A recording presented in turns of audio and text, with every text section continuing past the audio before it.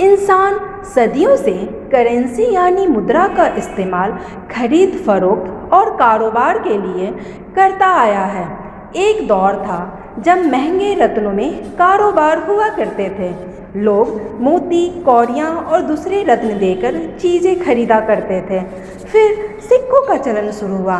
सोने, चांदी, तांबे, कांसे और एल्युमिनियम के सिक्के तमाम साम्राज्यों और सभ्यताओं में ढाले गए।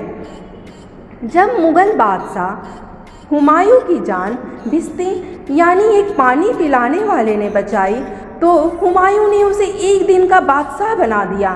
तब भिश्ती ने हिंदुस्तान में चमड़े के सिक्के चलवा दिए थे। सिक्कों के साथ ही नोटों का चलन भी शुरू हुआ।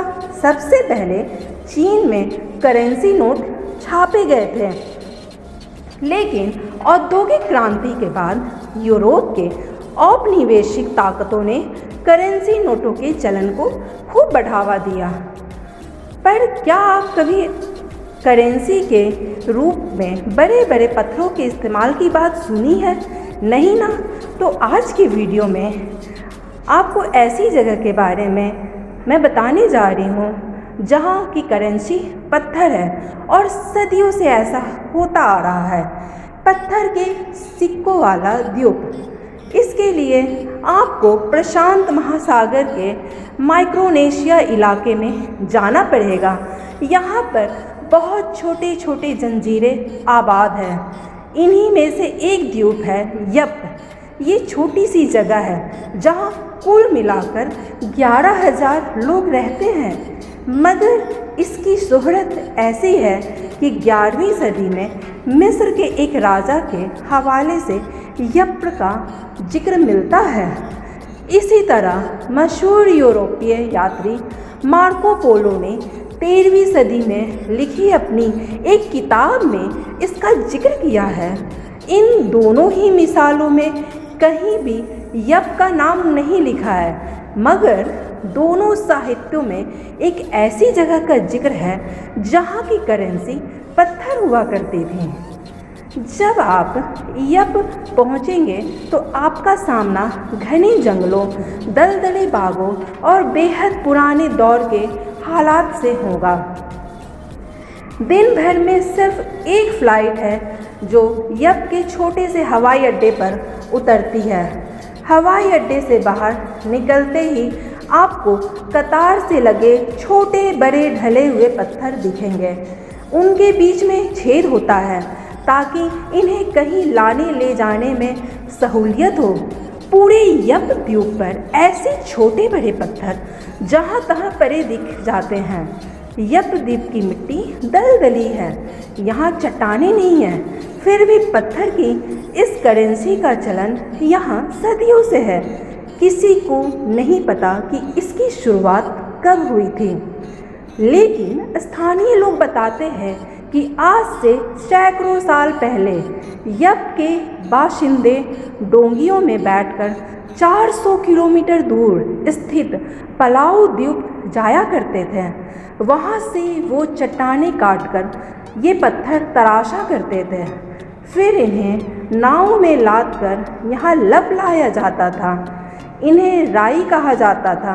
पिछली कई सदियों से इन पत्थरों को करेंसी के तौर पर इस्तेमाल किया जाता रहा है।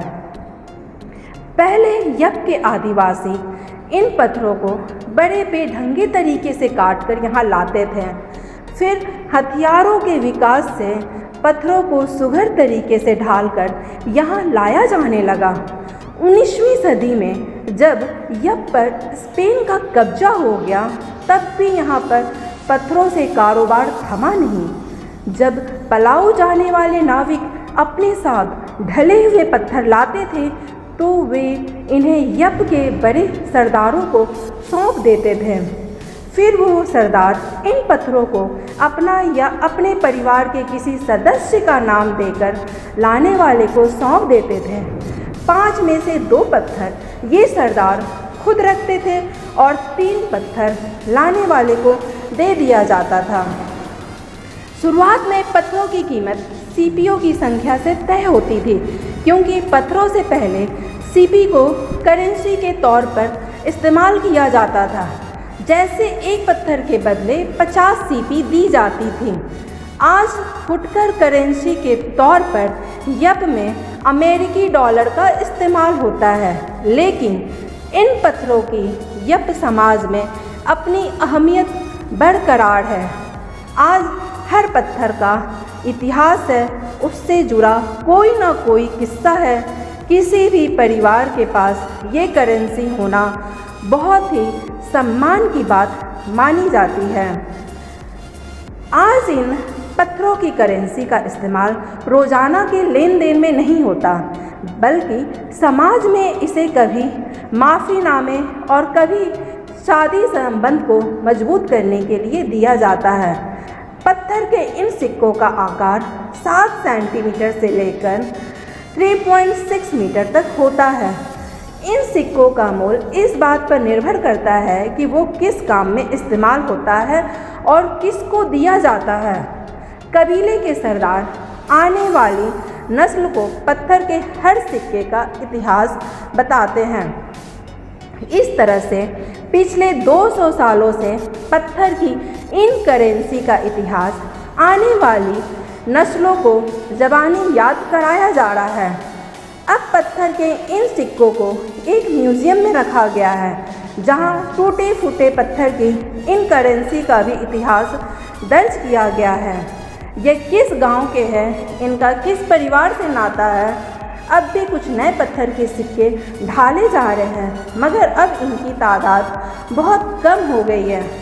दिलचस्प बात यह है कि इन बहुमूल्य सिक्कों को चुराए जाने का डर नहीं है, जैसा कि नोटों या सिक्कों के साथ हो सकता है। ये इतने बड़े हैं और सबको इनके बारे में मालूम है, तो कोई इन्हें चुरा कर भी कहीं नहीं ले जा सकता। आज पत्थर की ये करेंसी पीढ़ी दर पीढ़ी विरासत के तौर पर नई नस्ल को सौंपी जा रही है।